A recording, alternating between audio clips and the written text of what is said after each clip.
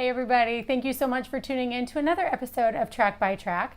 Today we are talking with Leroy Parnell to discuss his brand new CD, Midnight Believer.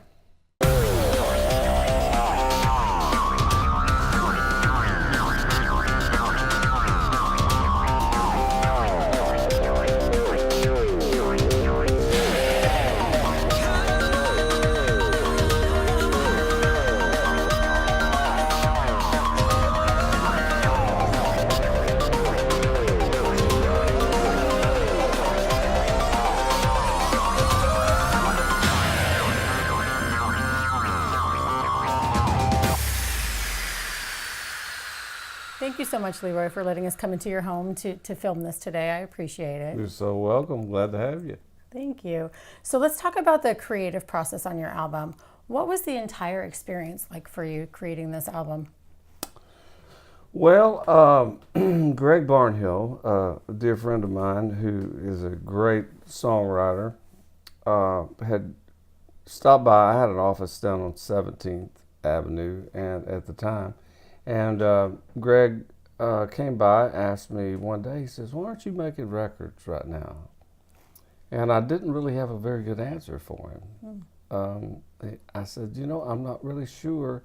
The music business changing so much as it has, I wasn't really sure I knew how to make records. I know how to do that. But how to get it out, market it, and all that kind of thing it was a little bit of a puzzle, and it still is. I mean, it's the Wild West out there. And so anyway, he said, and I told him, I said, I'm not sure I have anything to say right now. Oh. And he said, well, let's start maybe by just writing some songs together. So we got together once a week, and the very first day, the first song that we wrote together is on this album called Too Far Gone. That was the first song, and it sort of set the mood of the whole record. I mean, I've always been an R&B guy, old time R&B, blue-eyed soul, and really a blue-eyed soul singer, blues guitar player, and a boy that grew up in the country. And if you put all three of those together, that's kind of what you get when you get me. So it was just honest. We weren't trying to please anybody. We weren't trying to get cuts. We weren't trying to do any of that stuff. We were just doing it for the reason we started doing it in the beginning, and that is to make music and make it as good as we can. And the songs just kind of kept coming. I mean, they were really coming fast. I think we logged up about 40 songs all told by the time we finally said, you know, we might ought to go ahead and make a record now. Oh. And so we took about 15 and culled some of those as we went along, not because we didn't like them, because I've always made albums, and I will always make albums, you know. Right. It's like taking you on a little trip. There's a beginning, there's a middle, and there's an end that sort of wraps it up. And the pacing of the record kind of states that too. So it was, in a sense, I owe Greg, in every sense, I owe Greg a great debt of gratitude for putting a boot in my rear end and getting me moving back in the right direction. And I'm so glad we did, because I'm really proud of the record. Absolutely. We all need that little boot every once in a while. We all need the boot. Now, how did you narrow it down, really, when you've written that many songs? Was it hard for you to narrow it down to that many? Well, you get a centerpiece, I always have, for the album, or two, that kind of, they want to be adorned by, if you have, I mean, I tend to be always beat ballad heavy. So I have to be careful not to lull everybody into the bedroom. Everybody calls us baby making music, and I think maybe it really is. They said, man, after I wanted to smoke a cigarette. I hadn't smoked a cigarette in 15 years. But it is that way. You have the centerpiece of the record, and then you just start fitting things in around it. And I think Sunny Days was like some sort of divine thing that happened that it came very, very quickly. Usually the good ones, really good ones, do come quickly. They're already there. Right. You just have to reach out and grab them and bring them home and get them on paper and get them on tape or disc, as they say now. Yes. and let it live.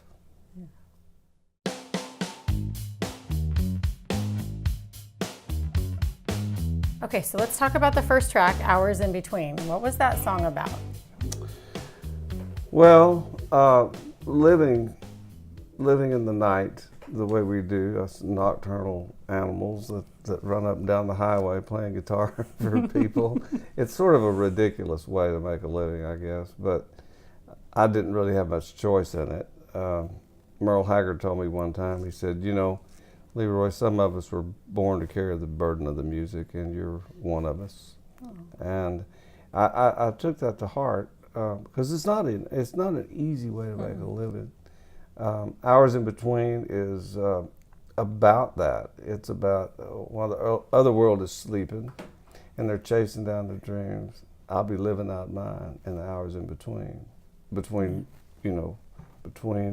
sunset and sunrise. That's when I do most of my living.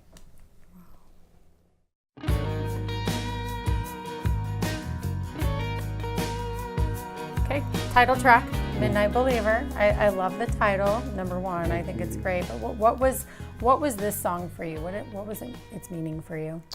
The song itself reminds me of an Allman Brothers era, 72, 73, that sort of era. It has the major sevenths, but it also has it has a little bit of a Boz Scaggsville from that time too. Mm-hmm. And Duane Allman played on Boz's first album, his first album that was released in the United States anyway. He did one in Scandinavia before that, but I don't even know if I have that one. But Boz's early work I really loved. I really did. And I still do. I mean, he's still out there making great music, touring every year. And Midnight Believer was musically sort of a culmination of that. I wasn't really thinking about it like that, but that's kind of the way it happened. And the subject matter of the song, it doesn't put the woman in a bad light, because this fella, he has this, he's taken back by this woman. See that girl sitting over there, long tan legs in a hotel chair, and he is falling for this woman, and he hasn't even spoken to her yet. And the guy that's watching, the writer that's watching, he's already been there. He knows what. Mm-hmm. She don't take it too hard. Don't go and blame yourself. Her beauty's an addiction. There ain't nothing she can help. There's a long line of lovers. Wow. Mistakenly believe they could keep her. She's a necessary evil. She's a midnight believer, but not in an evil way. You see, right. She's just being herself. And this guy is over. He's falling, and he's falling quick. Yeah. So, he said, I think there's another verse in the song where he says, basically, I could warn you, but it wouldn't do any good. Absolutely. Yeah. I'm pleased with it.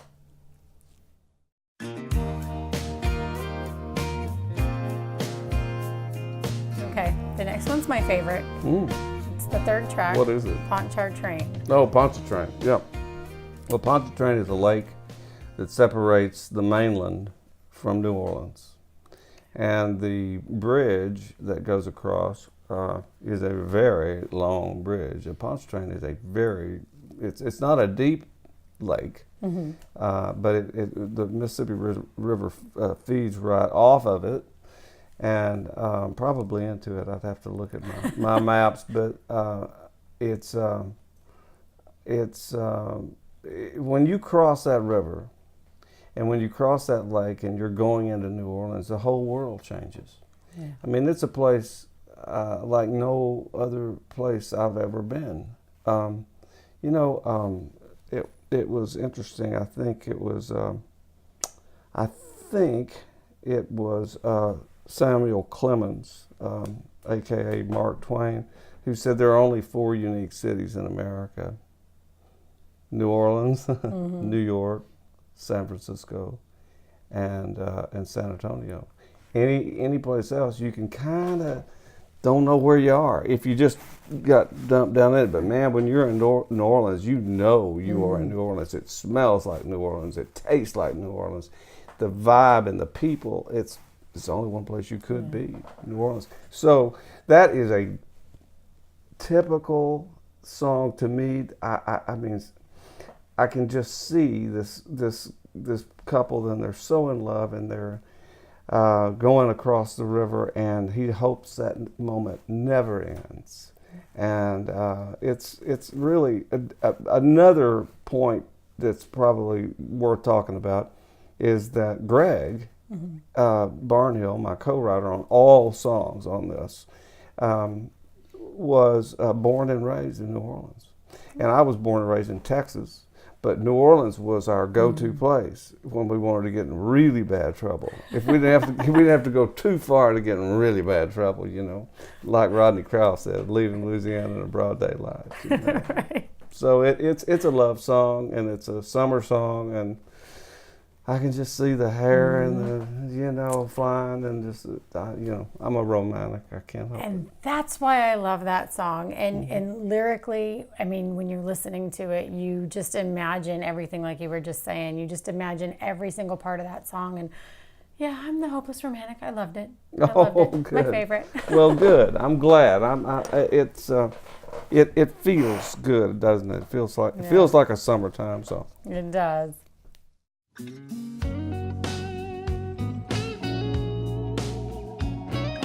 So the next one is Too Far Gone, track 4. What went into creating this song? The one that started it all. Too Far Gone has these wonderful, these changes that just tell you from the get-go that I am not ashamed to say that I am a blue-eyed soul kind of song. And when I first started making records, thank God I had Barry Beckett at the helm. And Barry Beckett was the keyboard player in the Muscle Shoals rhythm section. Beckett he taught me everything there was to know about groove, about placement of lyric, about the content of lyric, how to play less and say more. Okay. Barry was my grand teacher. He was my great teacher. And I've had great producers. I've worked with great producers since then. Scott Hendricks, certainly. John Kuntz, who I've worked with. They all bring something to the table, but that first master that you work with. And literally, I would just sit, and Barry and I, after all the cutting was done, we would sit and we would talk about Percy Sledge, and we would talk about Wilson Pickett, and we would talk about the Paul Simon record, Graceland, and we would talk about Bob Seger's Night Moves record, all those records that he worked on, and it was an education that you just can't get anymore. And when those guys are gone, they're gone. Absolutely. So yeah, thanks for saying so. I love that song very much. It was the one that brought us to the party.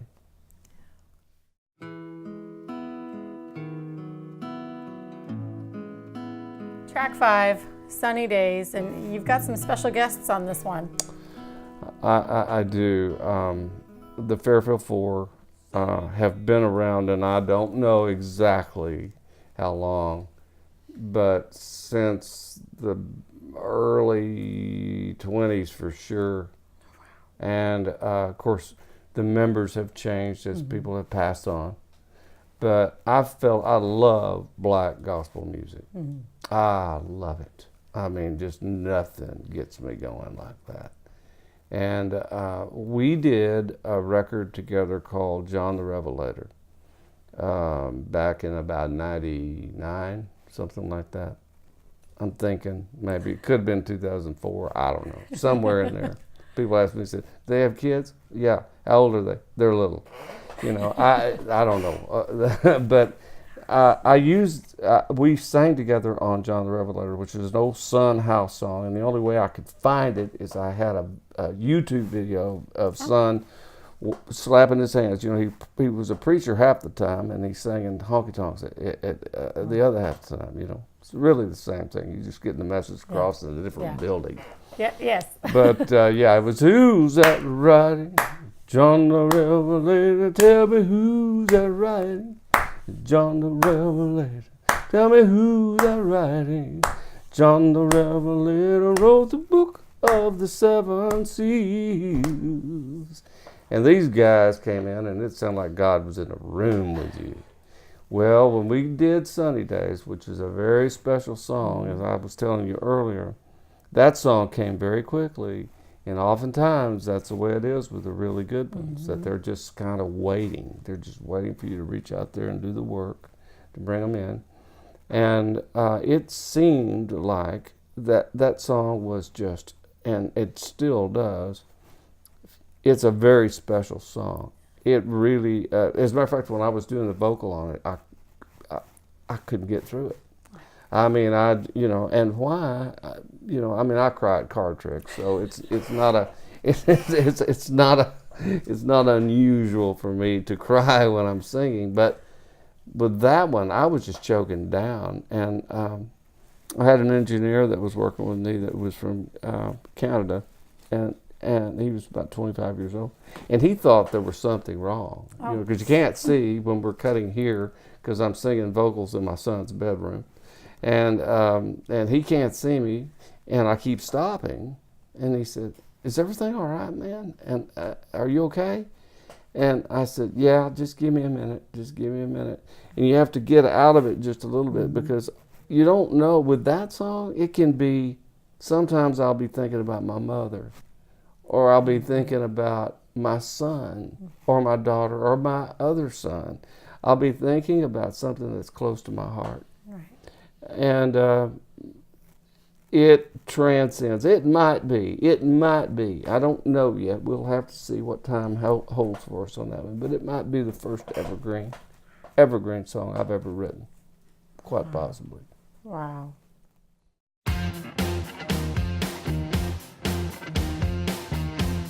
Okay, the next song, changing it up a bit, Hair of the Dog. Got some awesome vocals on this one. I mean, all of them are awesome. But tell me about this song. Well, lyrically, it's probably, I would say probably the most aggressive song on the record. That was my old 56 Les Paul. That was the only guitar I owned until I was 31 years old. And playing through an old 50-watt Marshall head from 1970.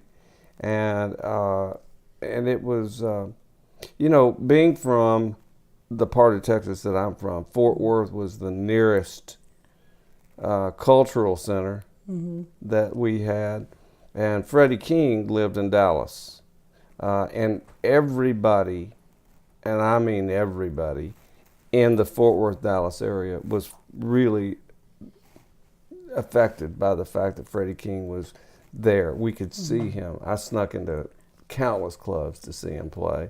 Got on his bus one time and had a nice long conversation. He was a sweetheart of a guy. Great, big, huge guy.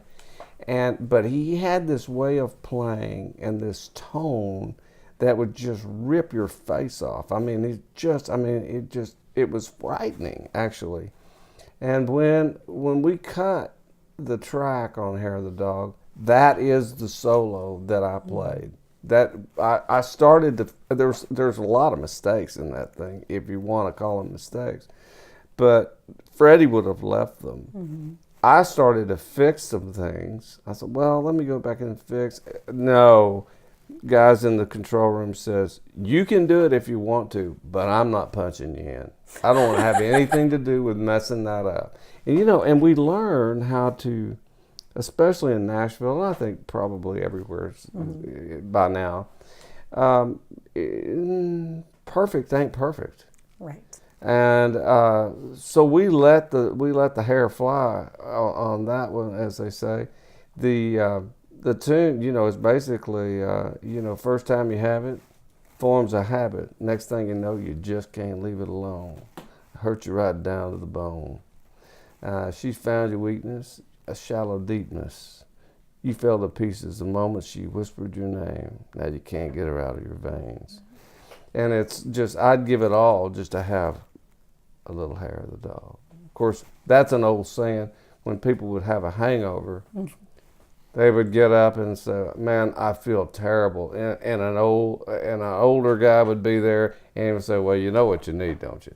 And they'd crack a beer or whatever. And that generally took Right. some of the pain away. Anyway, a couple of Advil and a nice tall cold beer. But this was, there's no getting over this woman. This guy is, because she just won't answer the phone. Hurt you right down to the bone. You'd trade it all for just a little hair of the dog. That's what it's about. Freddie King and getting in a bad way with a woman you can't get over. Now, how did you get on his bus? I had to go there. It's interesting that you asked that question. I offered up my little female cousin as a sacrificial lamb, but not in the way that Right. you're thinking about it. She was quite pretty. And I knew that if I knocked on the door, we were doing a festival out in the middle of nowhere. This is right after Woodstock happened, and everybody was having festivals, and even poorly attended, perhaps, but we were still having festivals in Texas. We had to keep up. And that particular day, it was the original Asleep at the Wheel, the original Emmylou Harris, and the Hot Band. That was all Elvis's people. I see your TCB on your shirt there. Yes, sir. I got you. And then Freddie King, and then Jerry Lee Lewis closed the show. Wow. It was something. And so somewhere between Asleep at the Wheel and Emmylou Harris, I made my way around to the back of the stage.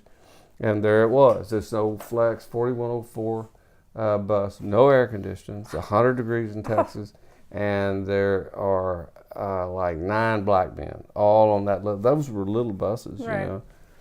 Knocked on the door. I had my little cousin with me, Could I speak with Mr. Freddie King, please?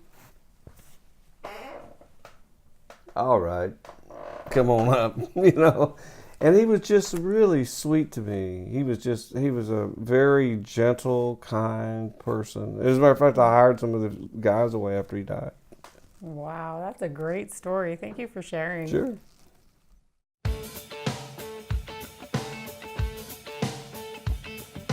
Okay, the next title is Want What You Have. It's a great title. I love it. Tell me about it. Well, what you have is a very specific New Orleans groove. Want what you have, don't want what you're never gonna have. Have mercy on a world full of want. Accumulation leads to frustration. What you have, not what you want. Yep. It's kind of what it means, How much you gonna borrow to feed your greed today? It's about loving. What somebody in a book I read somewhere a long time ago said the key to loving life and to being happy is wanting what you have. Right. Things don't fill up a person. No. Love does. And if you got love, you got it all. And that's really what that song's all about. Well, I think it's perfect. Thank you. Thank you.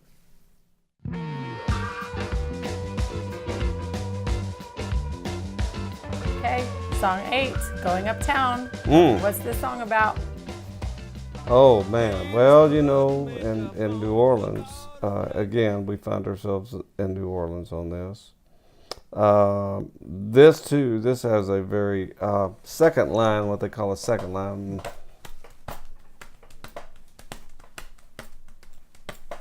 That's kind of that second line thing. Well, that hints to this. It's not an actual second line, but it hints to it. Right.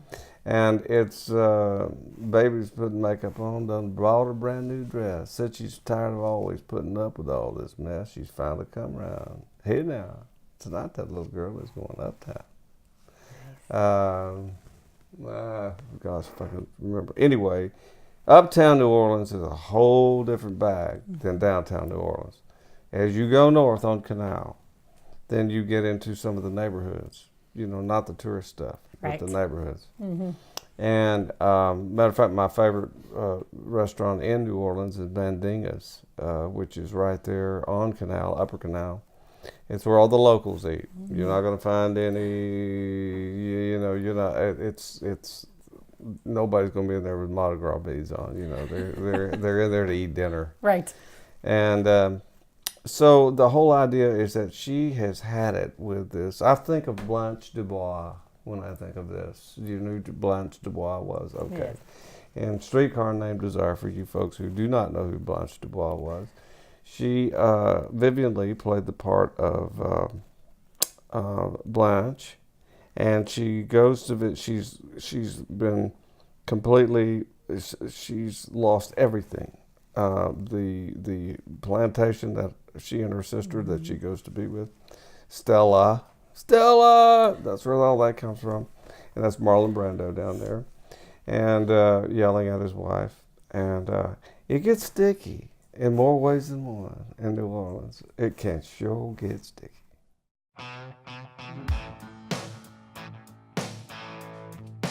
Okay, we're nearing the end. Tied Up and Tangled, tell me about it. Well, Tied Up and Tangled is probably I think it probably differs from the rest of the album. To me, it does anyway. I like the song. I'm not sure I love it. It has two personalities. There is, in the verse, there is a definite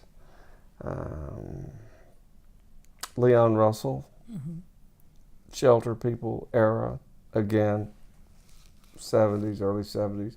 And I saw that show when I was about 17 years old, 16, 17 years old, in Dallas. And it was the most amazing thing I ever witnessed. I mean, there was like 20 people on stage. There was another piano player, his name escapes me, a black piano player.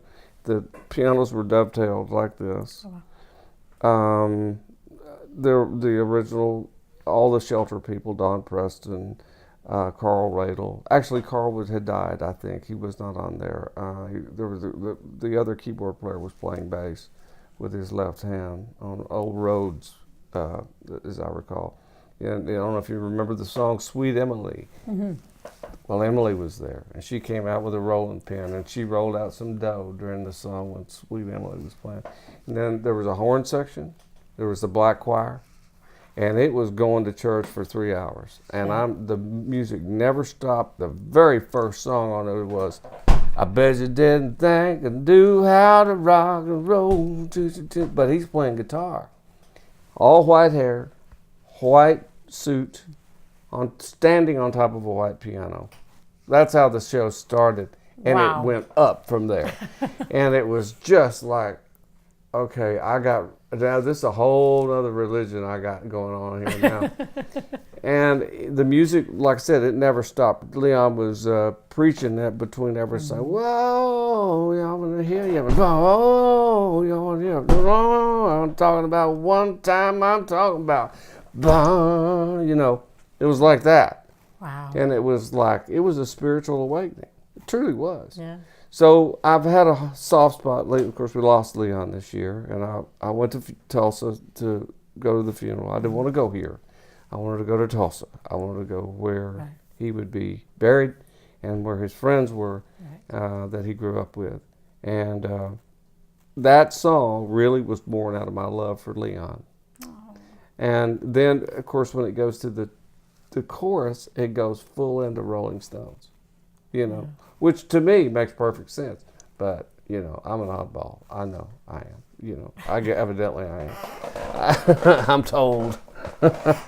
That's why we get along. There you go. I like that. Oddballs all welcome. Absolutely.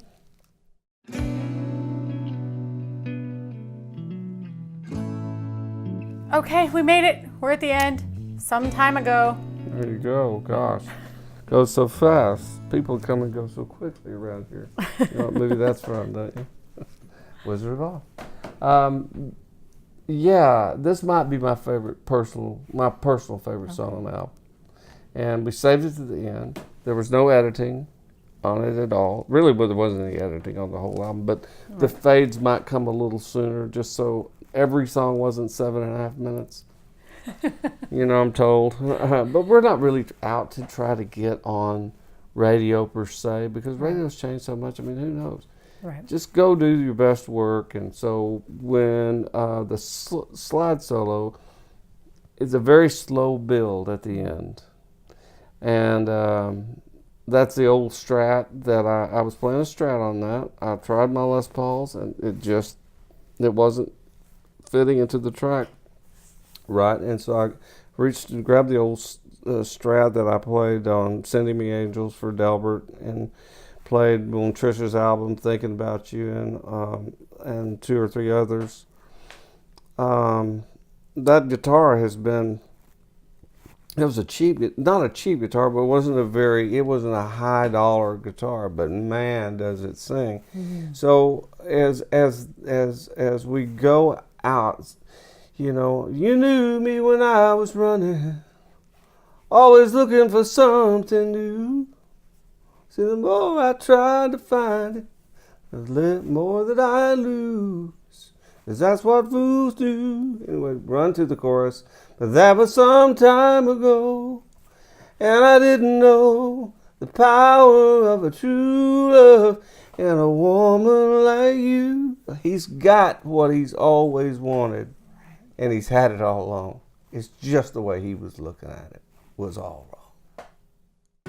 I see that girl sitting over there.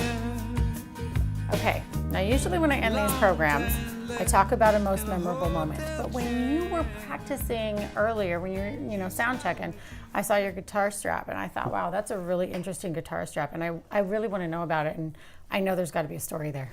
There is.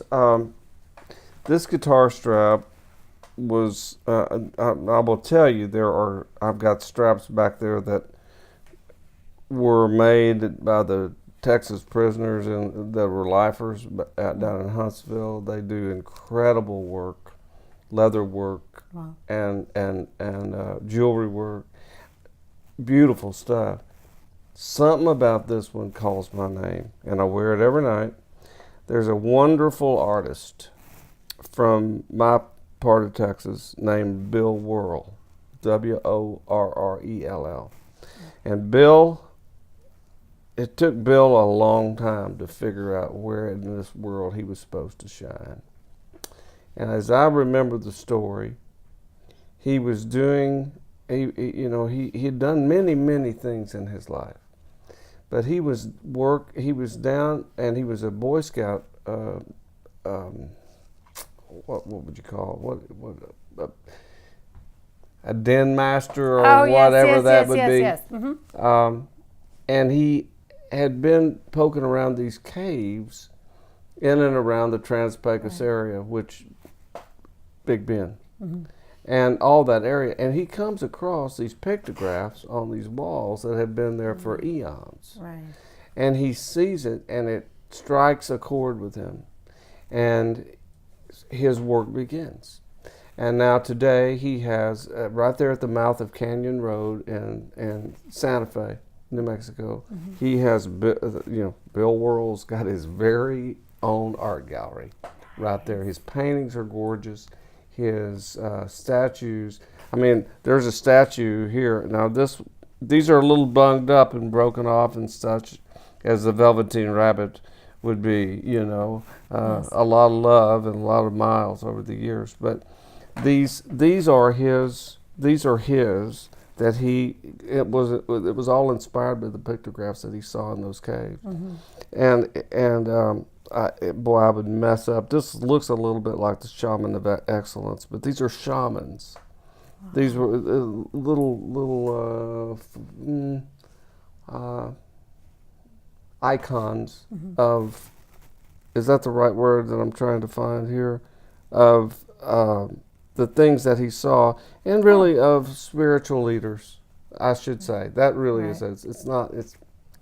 They're not idols. They're just spiritual leaders. Right. And each of them means a different thing. And when I was making Tell the Truth album, he built me a Shaman of Excellence. And it's about this big. And it's a little large to be going through airports with. I mean, it could be used as a weapon, I'm sure. But for me, this thing, the way it lays on me, he and my friend J. Boy Adams, that's a Chicago screw, by the way. There's the nut is built into the Shaman here, the back of the Shaman. And so these things, and this I believe is love and the endless circle of love. And this little guy has been with me a long, long time. And it's not going anywhere. I'll tell you, it's not for sale. He has told me that a world of people have asked him to build these things for him. Evidently, it touched a nerve. But he said he won't do it. I said, no, that's yours, and you've donned it ever since I gave it to you. And so thanks, J-Boy, and thanks, Bill. I appreciate it. Everybody does. Absolutely. Well, now you got to strap it on because we want to hear some of your songs. Strap it on, she says. All right. Okay. Hang tight, guys. He's going to perform for us next. I think I'll do Sunny Days for you.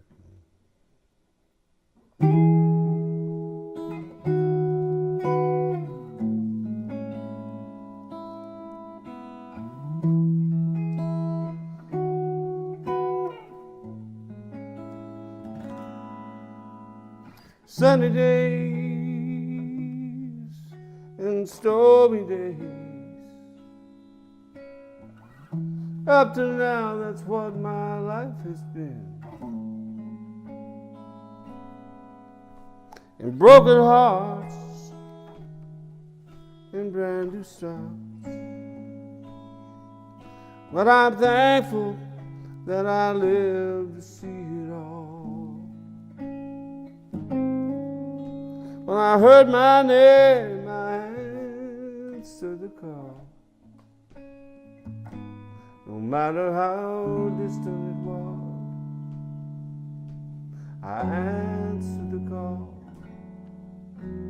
Sunny days, ooh, stormy days. It's true now what the old folks used to say. Things will come and go, but if they're yours to hold, you may cry, 'cause you think they've gone away.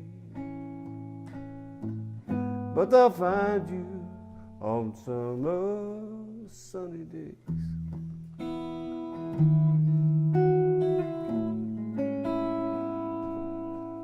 Through the black of night, stars will shine. Little glimmers of hope to help you find your way. And the ebb and flow, ooh, it's just the way it goes. I'm just glad that I hung on like I did,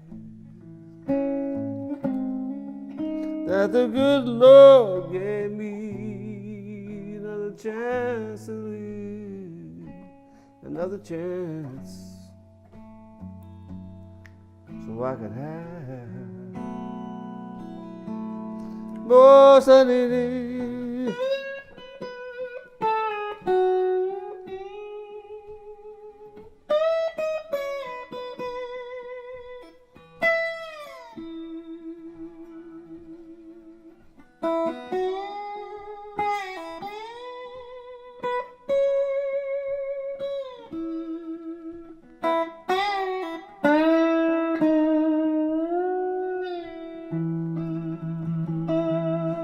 Got to keep on walking, don't you hide your face. Keep on walking over my mistakes. Keep on walking, got to rise above. Keep on walking, giving back my love. Keep on walking for forgiveness sakes. Keep on walking over my mistakes. Keep on walking. I can't stop now. I can't stop now.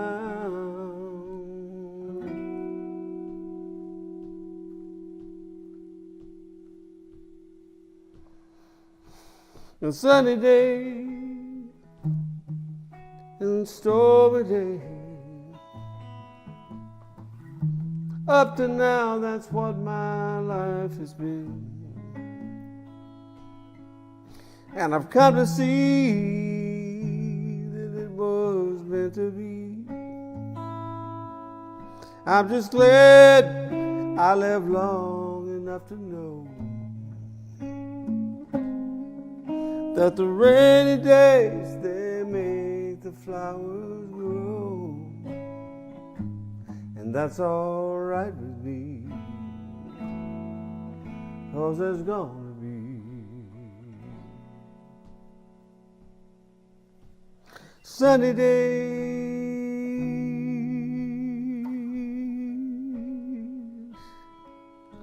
and stormy days.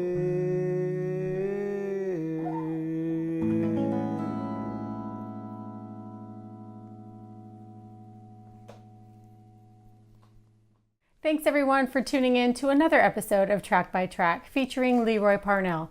Make sure you head over to his website at leroyparnell.com to grab his latest CD, Midnight Believer. You can also get it wherever digital music is sold.